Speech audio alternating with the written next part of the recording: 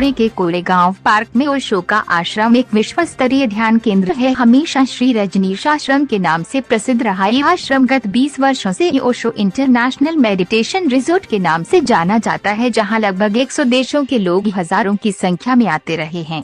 पत्रकार मृत्युंजय प्रताप सिंह की रिपोर्ट। इस केंद्र का संचालन ओशो इंटरनेशनल फाउंडेशन OIF नाम से भारतीय ट्रस्टी करते रहे हैं, जो कि सिर्फ दिखावे मात्र के लिए है। इसी नाम का एक दूसरा ट्रस्ट करीब 25 वर्ष पहले जूरिक में रजिस्टर्ड किया गया। जूरिक में इस ट्रस्ट के 5 सदस्य हैं, जिन्होंने मिलकर इस ट्रस्ट को ओशो का मुख्यालय घोषित करके ओशो की समूची बौद्धिक संपदा पर एकाधिकार कर लिया और भारत में स्थित ओशो इंटरनेशनल फाउंडेशन को भी अपने अधीन कर लिया है। जूरिक वालों ने ओशो का एक फर्जी वसीयतनामा भी बनवा लिया, जिसकी फॉरेंसिक क्राइम ब्रांच में जाँच हुई और पता चल गया था कि ओशो के हस्ताक्षर नकली हैं।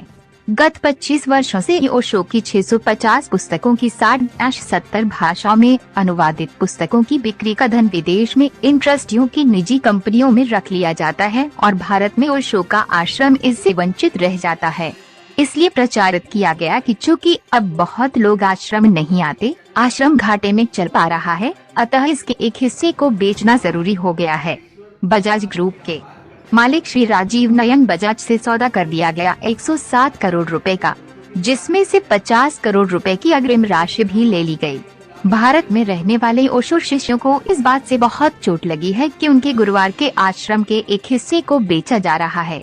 भारत में कहीं भी ऐसा नहीं होता कि जहां गुरुवार की समाधि के दर्शन करने के लिए अथवा वहां मौन ध्यान में आधा घंटा बैठने के लिए इतना शुल्क देना पड़े, लेकिन ओशो की समाधि पर जाने के लिए प्रतिदिन का शुल्क 970 रुपया वसूला जा रहा है।